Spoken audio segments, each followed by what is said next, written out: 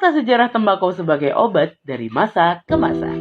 Jauh sebelum masyarakat dunia menganut paradigma kesehatan modern, dulu aktivitas mengonsumsi tembakau ataupun rokok dianggap sebagai kebiasaan lumrah dan sehat. Tepatnya di abad 16, tembakau mendapat julukan tanaman suci dan obat dari Tuhan. Bahkan, seorang peneliti medis asal Belanda bernama Jules Everarts meyakini bahwa karena demikian tingginya manfaat tembakau, maka sebagian dokter akan menganggur. Asapnya merupakan penawar semua racun dan penyakit-penyakit menular, tulis Everarts dalam buku terbitan tahun 1587 berjudul Panacea, or the Universal Medicine being a discovery of the wonderful virtues of tobacco taken in a pipe. Dengan kata lain, Everarts menganggap tembakau adalah obat dari semua penyakit yang bisa digunakan dengan membakar dan mengisapnya melalui pipa. Sebagian besar jenis tembakau merupakan tanaman asal benua Amerika.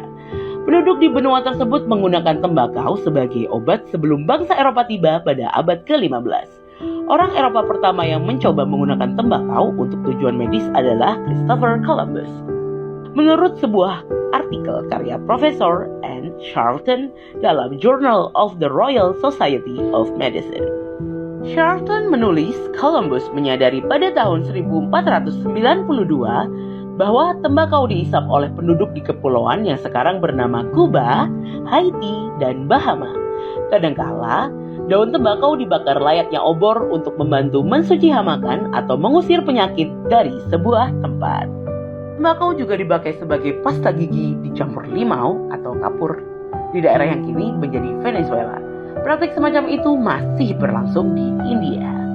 Penjelajah Portugis Pedro Alvarez Cabral yang tiba di Brasil pada tahun 1500-an melaporkan bahwa betum yang merupakan nama lain dari tembakau dipakai untuk mengobati penyakit seperti kulit bernanah dan polip. Berdasarkan catatan Museum Wellcome Collection di London, diketahui pada abad ke-19, para dokter yang mengkaji anatomi dianjurkan merokok untuk menutupi bau jenazah yang menempel pada tubuh mereka. Para dokter dan apoteker dari Eropa serta-merta tertarik dengan penggunaan tembakau sebagai obat. Pada abad-abad berikutnya, menurut data dari Wellcome Collection, yang merupakan museum sekaligus perpustakaan kesehatan, pipa atau rokok menjadi aksesori wajib bagi dokter bedah, dan mahasiswa kedokteran khususnya di ruang bedah. Mereka dianjurkan menghisap rokok secara bebas guna menutupi bau jenazah serta melindungi mereka dari ancaman penyakit yang timbul dari jenazah. Berdasar fakta itulah, kemudian kita dapat menyimpulkan bahwa tembakau sebagai bahan baku rokok telah berkontribusi penting bagi peradaban medis. Hingga kini tembakau pun dinilai sebagai komoditas strategis. Terbukti memberi nilai ekonomi ratusan triliun rupiah setiap tahun bagi negara. Mengapa justru di abad canggih ini tembakau atau pula rokok justru distigma buruk dari sisi kesehatan hingga harus dikendalikan peredarannya, bahkan kerap diposisikan sebagai global enemy?